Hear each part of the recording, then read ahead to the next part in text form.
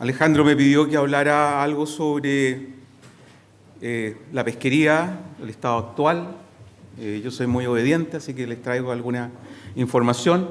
Y también sobre otras cosas que no hemos mirado y que tienen que ver con servicios ecosistémicos y que tienen otras metodologías y otras formas de evaluación, pero creo que les va a llamar la atención algunos datos que tienen que ver con pradera de algas pardas.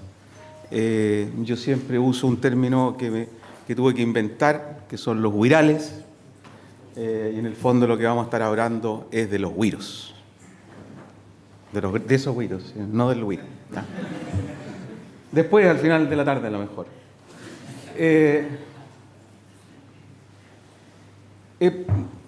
Algunas cosas mostró Daniel hace un rato, pero les quiero llamar la atención que en el caso de los huirales, tenemos huiros kelp en todas partes del mundo donde ocurren mares fríos, templados, rocosos, expuestos. Y en general las pesquerías están centradas en latitudes altas, en el caso nuestro a lo largo de toda la costa del Pacífico Sur-Oeste, y las especies obviamente cambian. Y en el caso nuestro, la pesquería está centrada en las lesonias, en Macrocystis, un poquitito en Durvilea, el cochayuyo, y tenemos entonces un grupo de especies que está siendo explotado en forma masiva, extensiva, frecuente e intensa. Les voy a dar algunos datos, van a salir más tarde, pero yo creo que en términos de biomasa húmeda estamos, para el caso de la pesquería de algas pardas, estamos en el orden de los 3 millones y medio de toneladas de extracción anual. ¿Ya?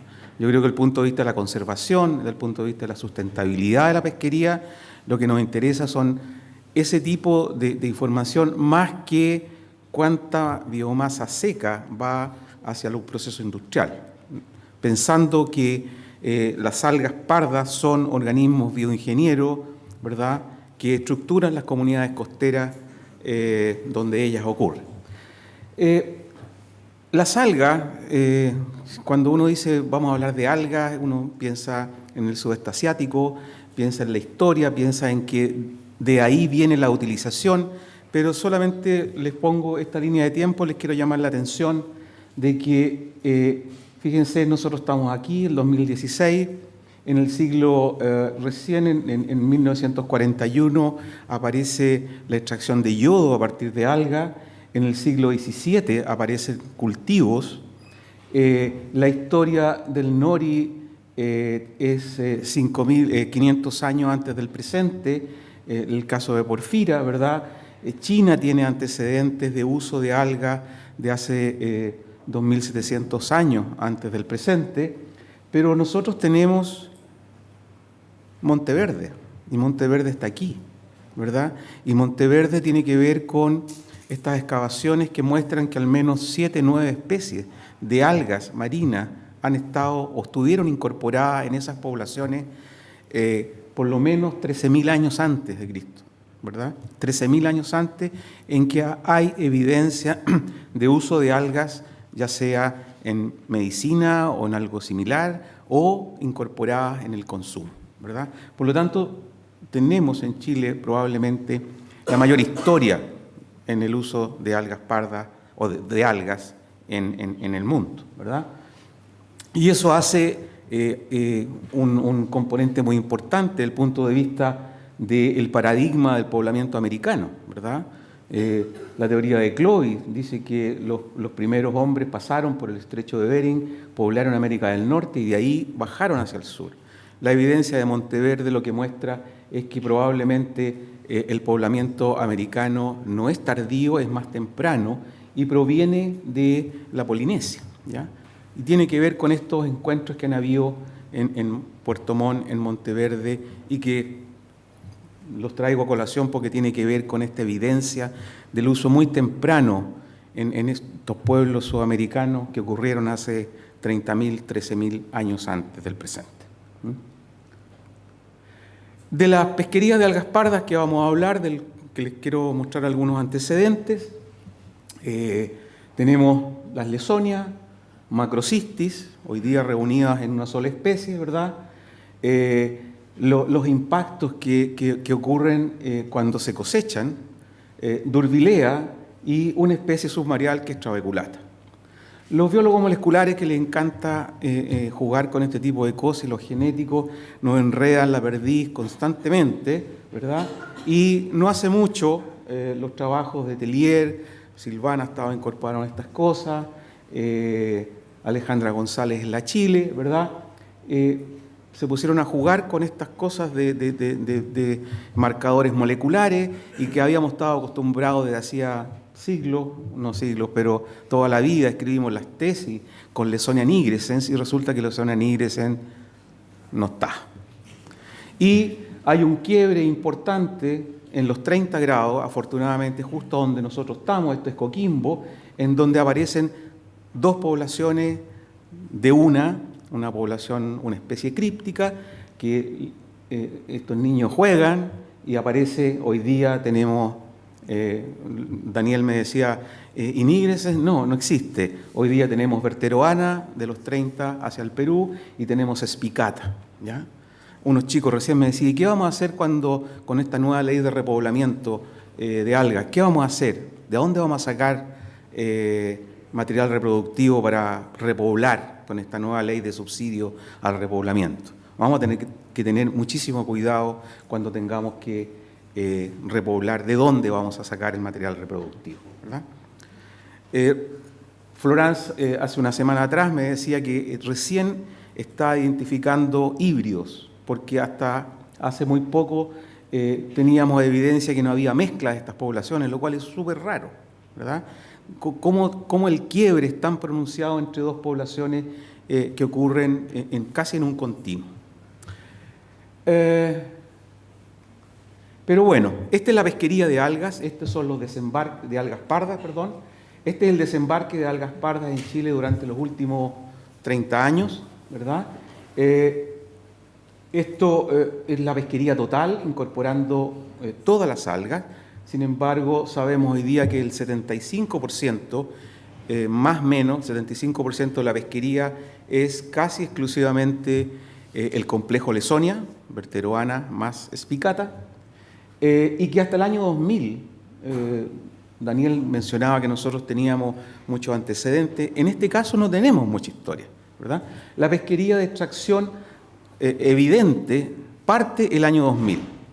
Hacia atrás es una pesquería de recolección, donde los máximos de extracción o de desembarque coinciden con los niños, ¿ya? Y los eventos niños del año 82-83, 90-91, 97-98, que generan, ¿no es cierto?, sabemos cuáles son las consecuencias oceanográficas de los eventos niños: aumento de la temperatura superficial, disminución de los nutrientes, aumento de la energía del mar. Por lo tanto, las algas pardas llegan muy rápidas a la costa y esas son incorporadas a la pesquería, ¿verdad?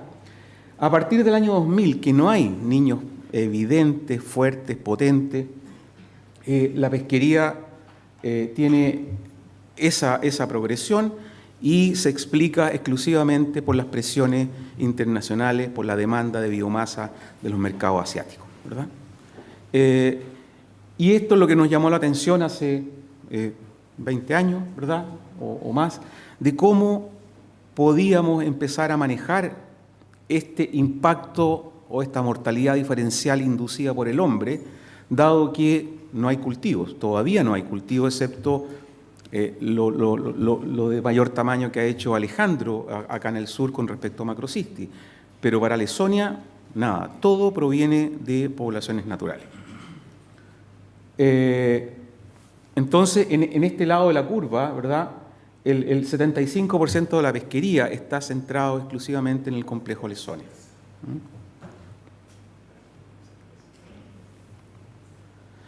Quiero llamarles la atención en cómo se reparte esto desde el punto de vista de dónde proviene la biomasa, quiénes son los actores y hacia dónde va esto. En primer lugar, más o menos 15.000 pescadores artesanales en el norte de Chile tienen que ver con esta pesquería, directa o indirectamente, ¿ya? Estamos, yo les decía, en el orden de las 3 millones de toneladas húmedas de recolección, ¿ya? Esto representa aproximadamente el 10% de la biomasa mundial, ¿ya?, que va hacia la extracción de fitocoloides. Y fíjense, geográficamente tenemos una costa repartida más o menos mitad y mitad entre áreas de libre acceso versus áreas de manejo. Pero la biomasa proviene en un 95% de áreas de libre acceso. O sea, si bien es cierto, tenemos una herramienta de conservación, que son estas áreas de manejo reguladas por comanejo entre el Estado y los pescadores organizados, el impacto está siendo concentrado en aquellas áreas que no tienen regulación y tienen acceso abierto, ¿verdad? La pesquería está concentrada en el norte, entre el sur del Perú y más o menos el límite sur de la cuarta región, no porque no existan algas a lo largo de todo Chile, sino porque en esta parte está el desierto.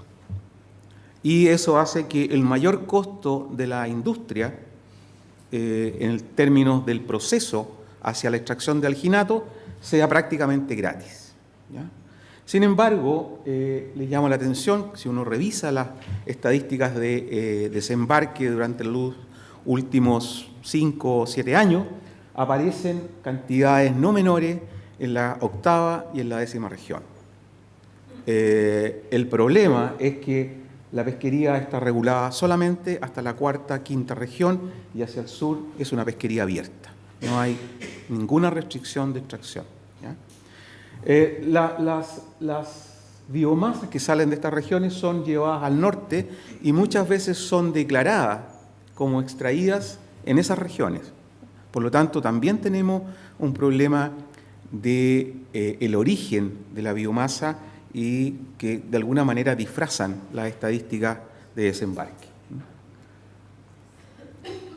Tenemos varios factores que impactan y que muchas veces no basta la ecología, la biología, la educación constante a los pescadores artesanales en función de algunas políticas públicas que hemos generado para poder tener una pesquería sustentable, como por ejemplo el aumento del desempleo local, el aumento de la demanda del mercado, el colapso de otras pesquerías, el aumento del valor. En los últimos 5 o 6 años el precio en playa por kilo húmedo ha llegado hasta 650 pesos. O sea, eso es muchísimo dinero y probablemente hay ahí un factor que genera el mercado asiático y que obviamente impulsa a los pescadores artesanales a extraer más. Pero les llamo la atención en esto, en el aumento del valor del cobre. Cómo un ecólogo o un biólogo, ¿verdad?, o un manejador de una institución pública puede manejar el precio de un commodity que se transa en el mercado de valores de Londres, ¿ya? ¿Qué es lo que pasa? La pesquería es una pesquería marginal, con alto riesgo social, con prácticamente 0 instrumentos de recolección y de extracción y con 0 instrucción. Por lo tanto, cada vez que disminuye el valor del cobre o aumenta la cesantía en la construcción, esa gente se va a la extracción de algas. Esas personas no tienen ni interés, ni ganas, ni tampoco van a tener cuidado del medio ambiente. Y eso muchas veces genera pulsos tremendamente importantes desde el punto de vista de la conservación del recurso. Pero no podemos hacer mucho, lamentablemente. Desde el norte y desde la Católica del Norte hemos estado trabajando en varios aspectos. Yo les decía, la pesquería de recolección parte el año 2000, cuando la Subsecretaría de Pesca, por una presión de los pescadores artesanales, quieren establecer una veda extractiva por 20 años. simplemente para presionar aumentos de precio. Y en ese minuto nos preguntaron, ¿tiene sentido una veda por 20 años? Entonces le dijimos, la verdad, no tenemos idea, porque hasta aquí es una pesquería de recolección. No sabemos cuánto tenemos, qué tenemos, dónde está, qué podemos cosechar, cómo podemos diferenciar una planta adulta de una juvenil. Sabíamos muy poco de eso. De manera que empezamos estudiando los stocks, empezamos estudiando la distribución, los esfuerzos de pesca, aparecieron los primeros estudios socioeconómicos asociados a la pesquería. Nos dimos cuenta, por ejemplo, esto de que es una pesquería marginal, que es una pesquería de esconderse de la sociedad. La mayoría de los pescadores que recolectan no están asociados a un gremio, hoy día ya sí, por el valor que ha adquirido la biomasa. Pero hace 10 años atrás, 15 años atrás, el 90% de los recolectores eran delincuentes, de alguna manera, ¿ya? La mayoría eran, nosotros les llamamos papá corazón, ¿ya? Esos que eran buscados por no dar pensión alimenticia. Por lo tanto, no teníamos ni siquiera la posibilidad de preguntar o tener un rol, un root asociado a la persona. Lo teníamos clasificado como el indio, el chico, el cojo, el tuerto, pero nadie quería dar su nombre, ¿ya? Entonces, además es una pesquería que es absolutamente distinta al resto. No tiene puerto de embarque ni tiene puerto de desembarque. Es una pesquería itinerante, nómada. Y la única conexión entre la civilización y el pescador es el camión que lleva agua, un tercio en dinero y un tercio en víveres. Así se le paga al recolector en el norte, ¿ya? Por lo tanto, es algo casi del medioevo. Pero lo hemos regulado bastante y hoy día tenemos bastante bien caracterizadas los grupos de pescadores, la cadena productiva. Hemos incorporado valor agregado a las organizaciones, incentivando, por ejemplo, al menos no vender tan en fresco, sino que moler. Entonces hay subsidio para moledora y están obteniendo mejores precios.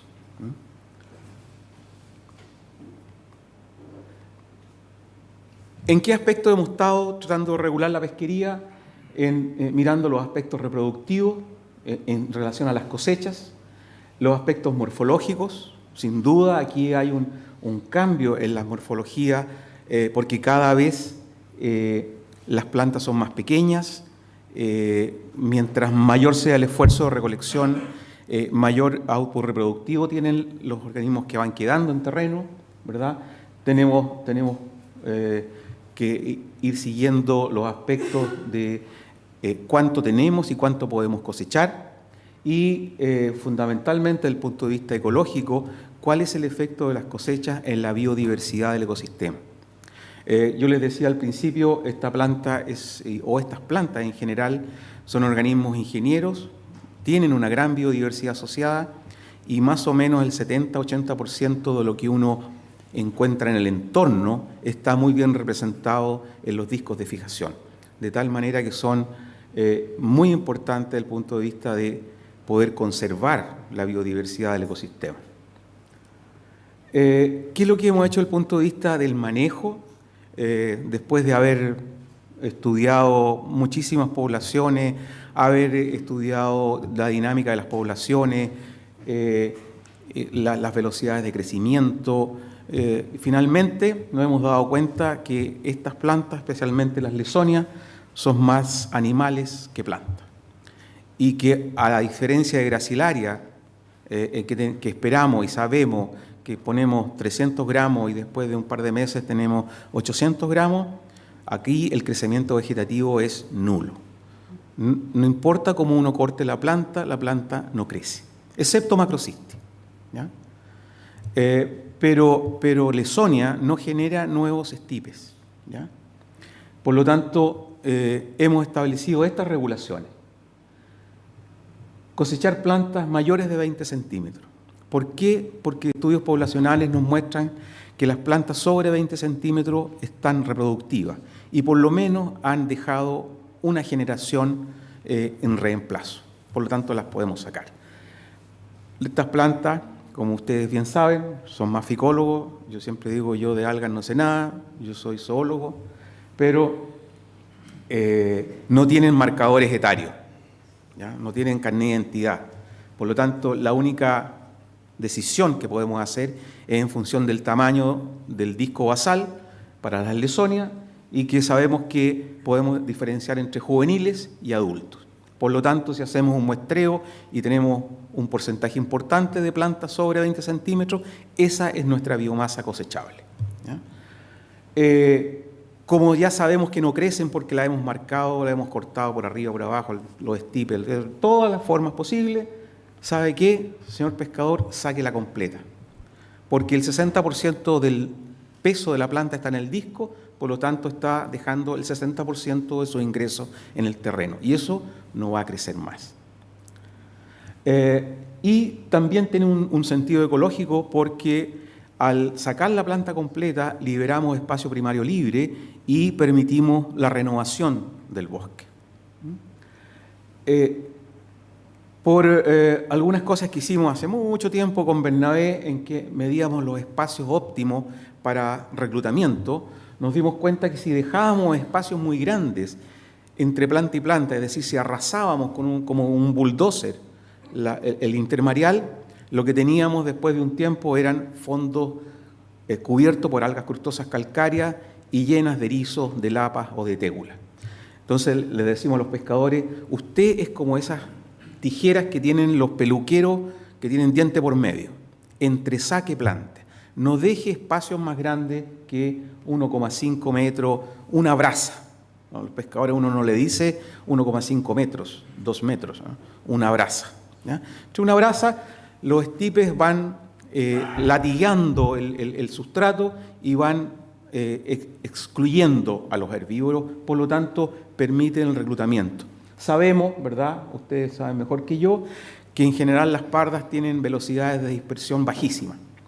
Por lo tanto, los reclutas caen muy cerca de sus padres, ¿verdad? Y como sabemos las velocidades de crecimiento, les decimos a los pescadores, no vuelvan a ese lugar que cosecharon en los próximos 6, 8 meses, ¿ya? Eso hoy día está en todas las regulaciones, en las autorizaciones de extracción. Estas son las políticas para las cosechas en áreas de manejo, ¿no? Eso, desde nuestro punto de vista, ha sido una de nuestras mayores contribuciones, establecer una política que permita generar una pesquería sustentable. Y entonces esto, que es una apuesta súper delicada, porque es muy difícil de fiscalizar, le hemos dicho, no importa cuánto coseche, lo importante es cómo lo haga, ¿ya? No hemos pisado la cola de repente porque cuando llegan el chinito del maletín y empieza a comprar en playa, ahí es muy difícil. Por lo tanto, tenemos algunas estrategias en algunas áreas en que tenemos áreas con cosechas experimentales, cuotas sectoriales, en algunos veas restricciones, veas biológicas, control de acceso o restricción de límites de licencia, ¿verdad? Algunas áreas de estudios experimentales y sobre todo trazabilidad de desembarque y destino de las cosechas, tratando de tener la mayor cercanía entre la información que obtenemos y en las decisiones que tenemos que tomar. Y lamentablemente las estadísticas de pesca están llegando con 2 años de retraso.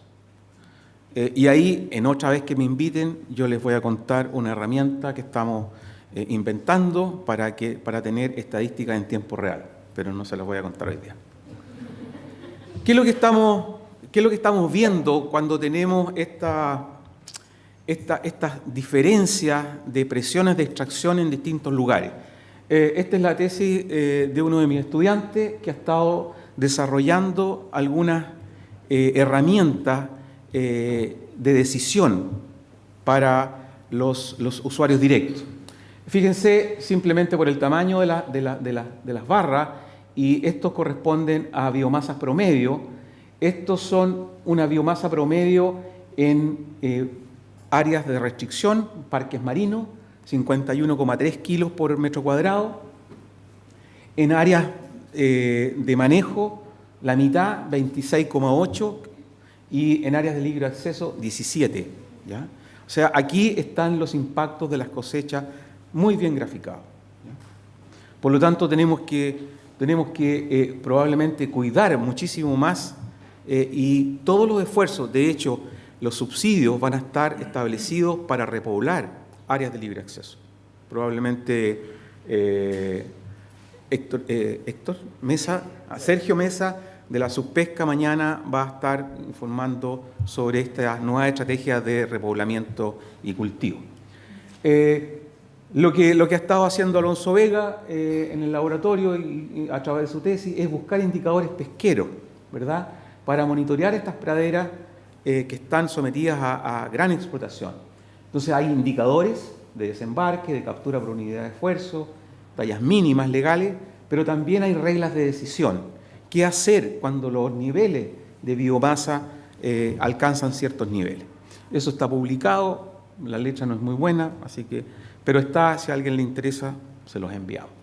Y lo mismo, ¿verdad?, con indicadores demográficos en relación a densidad de plantas, biomasa, reclutamiento, estructura de talla y reglas de decisión, criterios, qué hacer cuando pasamos esos umbrales límites que tienen que ver con impacto en biodiversidad, impacto en poblaciones y que finalmente se traducen en calidad de vida de los pescadores artesanales. Fíjense ustedes que esto, cuando lo digo, no mucha gente lo cree, pero la pesquería de algas pardas en el norte es la pesquería bentónica más importante, ¿ya? E incluso ha superado muchos peces, ya ni el jurel, ni el loco, ni el erizo, ni la lapa, algas pardas. O sea, el foco de extracción está acá, ¿ya? Y si eso lo unimos a que es un organismo bioingeniero, las consecuencias ecosistémicas pueden ser terribles. Por lo mismo, ¿verdad? Porque hay una gran concentración de biodiversidad en estos ecosistemas y cuando nos llevamos una de ellas nos estamos llevando muchísimas, ¿ya? En California, en los grandes bosques de San Diego, hay 250 especies solo de peces asociados a Macrocystis, ¿ya? Nosotros tenemos un análisis bastante acabado de la biodiversidad y hay por lo menos 150 especies de invertebrados asociadas a Lesonia. Por lo tanto, las consecuencias, y esto es importante, sobre todo para los estudiantes jóvenes, recalcar el rol de los bioingenieros, ¿verdad? Simplemente para llamarles la atención, este es Darwin, ¿verdad?, en su viaje al Beagle, ya llamaba la atención de que la biodiversidad asociada a estas praderas de algas era tanto o más que la biodiversidad asociada a los bosques tropicales. Fíjense ustedes, hay una importancia social tremenda, ¿ya? Aquí hay mucho que hacer con respecto a calidad de vida, a aumento de las oportunidades. La gente, los pescadores más pobres y muchas mujeres están asociadas a la recolección. Estamos hablando de que hay un registro de pesca artesanal, más o menos de 8.000 pescadores artesanales con permiso para recolección. Pero cuando uno mide la unidad, o sea, mide los que están realmente activos, no sobrepasan los 1.600. Hay un porcentaje no menor que está absolutamente desconectado de todos sus colegas, ¿verdad? Hay un porcentaje entre el 15 y el 20% de mujeres que participan en la pesquería. Pero les quiero llamar la atención con esto. Fíjense que hay un 4,6% sin educación, que no saben leer y escribir. Yo creo que eso es muchísimo más alto que cualquier otro gremio o grupos sociales en Chile. Casi el 70% tiene estudios primarios incompletos, ¿ya? Por lo tanto, el tema de educación, desde el punto de vista de la conservación, es un tema complicado, ¿ya? Y hay que estar insistiendo permanentemente. Y estos son la gente que está registrada en las pesquerías, ¿ya? No son los que llegan porque están desempleados. Con estos nosotros podemos trabajar, ¿ya? Podemos enseñarles, porque están siempre. Hay una importancia económica brutal, transversal. Daniel ya algo decía, pero si las damas no se han dado cuenta, se levantaron con alginato y probablemente nos vamos a acostar con los alginatos, ¿ya? Nos lavamos los dientes, nos maquillamos, o se maquillan. Bueno, en mi vida, ¿ya? Pero las salchichas, las pastas de dientes, los helados, las comidas de mascota, la cervecita de la tarde, todo esto tiene alginatos. Por lo tanto, es transversal. El gran salto de los alginatos es cuando los chinos, después de la revolución, deciden ponerle color a la ropa y salen del verde oliva y el negro al full color. Y uno de los componentes importantes para fijar colores en tela es el alginato. Por lo tanto, aquí hay una cosa súper importante. Nosotros, algo mencionó Alejandro cuando me presentó, ¿verdad? Hemos estado trabajando con uno de los Fraunhofer en Alemania, y que mi motivación tiene que ver cómo disminuimos esas 3 millones de toneladas. Y lo que hemos estado haciendo es caracterizar muy bien el alginato de Lesonia y estableciendo una trazabilidad del proceso de extracción y de recolección para disminuir los puntos de infección. Porque en el fondo lo que estamos haciendo es producir un sustrato y un vehículo para cultivo e implante de células madre. Y eso cambia absolutamente la película, porque 1 kilo, o no, 5 ml para cultivo de células madre deben costar, no sé, varios miles de toneladas para extracción de alginato para espuma de cerveza. Por lo tanto, podría ser, y esa es mi apuesta, a que dándole un gran valor agregado disminuyamos la extracción de praderas naturales. Pero eso era como una rápida. Alejandro me dijo, pero ¿qué más? A ver, servicio ecosistémico, que es una palabra que hoy día está vendiendo, que llama la atención. ¿Qué es lo que se ha hecho en ecoservicio ecosistémico en algas? La verdad que muy poco. Si uno revisa la literatura, donde hay evaluación de servicio ecosistémico de organismos estructuradores de ecosistemas, uno encuentra cosas en manglares, encuentra mucho en arrecifes de coral, encuentra mucho en esto que se llaman humedales, ¿ya? En inglés, ¿cómo se llama ese? Wetlands, ¿no es cierto? Pero en algas, la verdad, hay muy poco. Hay algo hecho en Santa Bárbara, pero que no tiene que ver mucho con lo que lo que queríamos mirar. Y en una asociación con unos ingenieros comerciales que tratan de evaluar de alguna manera distinta los ecosistemas, nos metimos en esto de poder valorar el uso directo, el uso indirecto y uno que ellos llaman el valor de existencia, y que tienen que ver con distintas contribuciones de estos organismos. El uso directo es, lo más fácil es cuánto vale la pesquería de algas pardas, ¿ya? Hay un dato por ahí, 90 millones de dólares por año. Eso es lo más fácil, ¿verdad? Pero también uno podría valorar cuáles son las pesquerías asociadas a ese estructurador de ecosistemas. Los erizos, las lapas, el peje perro, qué sé yo, ¿verdad? Y si hay algo de educación y ecoturismo, que también podría tener una rentabilidad directa, ¿ya? En el caso del valor indirecto, ¿cuánta plata en investigación se ha invertido, ¿verdad?, en estudiar estos ecosistemas? Que también uno podría decir, mire, he gastado tanta plata en esto, y usted, señor dueño de un barco de petróleo que produjo un derrame, al menos págueme ese costo de inversión. Es una forma de valorar, ¿verdad?, ese tipo de sistema. Para nosotros es súper complicado cuando hay un derrame. ¿Cuánto vale un poliqueto? ¿Cuánto vale la biodiversidad? ¿Ya? cuánto de investigación científica básica aplicada.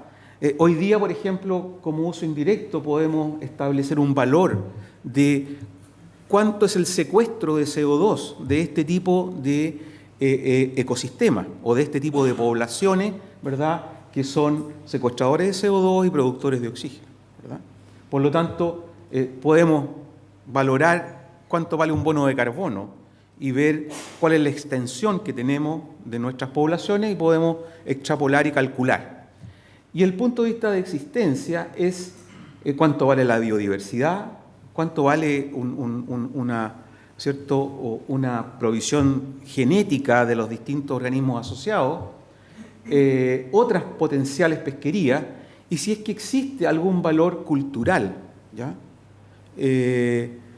Probablemente aquí podríamos haber hecho un buen esfuerzo, haber valorado el Cochayuyo, ¿ya? Pero esto lo hicimos para el norte, y el Cochayuyo tiene su límite de distribución en Punta Lengua de Vaca, o sea, está más al sur donde estoy yo, lo dejamos fuera, ¿ya? Por lo tanto, empezamos a buscar este tipo de valores, y tenemos algunas cosas para Lesonia nigrescens, ya está mal la cosa, ¿eh? Verteroana o... bueno, imagínense que hoy día todavía la industria compra Lesonia fuscescens. No existe Lesonia fuscescens, pero alguien hace 40 años atrás a Trabeculata le puso fuscescens y no hay caso, no ha habido caso en los últimos 30 años que la industria compre Trabeculata. Ellos compran fuscescens, ¿no? Entonces aquí nos vamos a demorar en que ellos digan que quieren Verteroana o Spicata. Y estos son los valores de cobertura que tienen cada una de ellas y que podemos extrapolar desde el punto de vista de las tasas de fijación de CO2, los valores anuales de los bonos de carbono y liberación de CO2 y secuestro, ¿verdad? Entonces, hay valores que podemos ir asociando a cada una de las especies de manera de tener valores de uso indirecto. Tenemos alguna información con respecto a cuál ha sido la inversión en investigación acumulada en quintiles, entre el 90 al 95, 96, 2000, 2011, 2015, ¿ya? Considerando todas las fuentes de financiamiento, ¿verdad?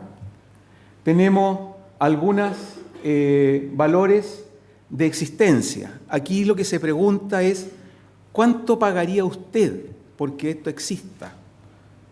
¿O cuánto está dispuesto usted de trabajar sin remuneración? Y con esas preguntas uno puede tener ciertos valores. Alejandro me está diciendo que me quedan 2 minutos, así que me voy a apurar. Por lo tanto, tenemos valores de uso indirecto. Les quiero llamar la atención, aquí hay un resumen de lo que obtuvimos, ¿verdad? Pero les quiero llamar la atención en este uso directo. En educación y ecoturismo el valor es 0, por lo menos en el norte de Chile. O sea, no hay nada asociado, por ejemplo, a buceo recreativo, sendero submarino, ¿verdad?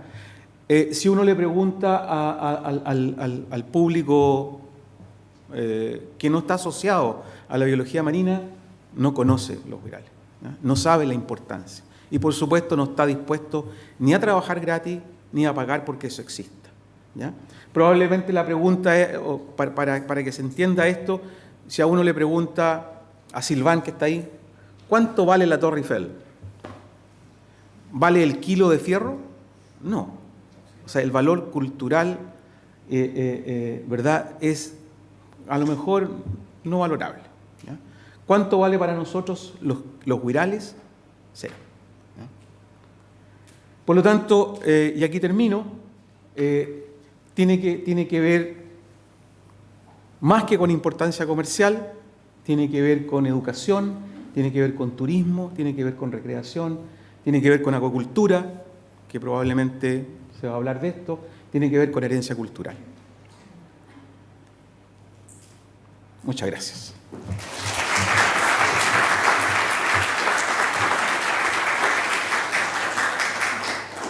¿Unas consultas?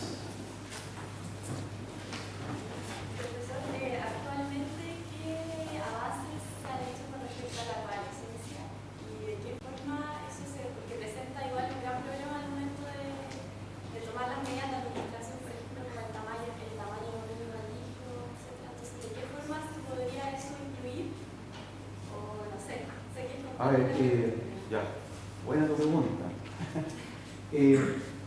La coalescencia es la fusión de los discos de fijación de organismos, en este caso de los virus. ¿Ya? Lo que sabemos es que Lesonia, que uno lo ve en la roca, puede tener un disco masivo de 40, 50 centímetros y puede tener 100 estipes. Por lo tanto, un individuo, o lo que creíamos que era un individuo, puede llegar a pesar más de 100 kilos. Pero, de nuevo, estos niños que juegan con los microsatélites y esas cosas, sacamos muestra de cada uno de los estipes y nos dimos cuenta de que cada estipe es un individuo distinto, genéticamente distinto. Y hay un porcentaje altísimo de plurigenetismo en cada individuo. Y cuando nosotros cultivamos, lo que obtenemos es un disco pequeño, un estipe y dos frondos. Por lo tanto, la única forma de existir es coalescer, es juntarse para que los erizos y la estébula no se hagan chupetes a un individuo. ¿Ya? Por lo tanto, poblacionalmente un individuo es lo que vemos, pero genéticamente es un individuo. ¿Ya? Eso tiene que ver con cómo repoblamos, porque si vamos a repoblar individuos, pero vamos a tener problemas, vamos a tener muy poco éxito. Lo que decía al principio, vamos a tener que tener cuidado en no generar híbridos, disminuir biodiversidad y ver de dónde sacamos los materiales reproductivos. ¿Ya? Probablemente van a coalescer, sabemos. ¿Ya? Pero la coalescencia es una estrategia para estar ahí. Si no coalescen, se mueren. O se los comen los enemigos. Y eso es algo que, desde el punto de vista de la empresa, es súper importante porque la biomasa, como les decía, está en el disco. Entonces tenemos que producir cultivos que coalescan para poder generar biomasa. Y eso no es menor. Ahí estamos haciendo algunas cosas, tenemos un proyecto presentado con Bernabé, con gente de la Chile, para producir quimeras que sean genéticamente más diversas, porque probablemente tienen mayor supervivencia. Pero ahí está. Pero Lesonia es una caja de Pandora. Cada vez que uno va un poquito más allá aparecen cosas distintas, lo cual es muy entretenido. Bueno, Julio.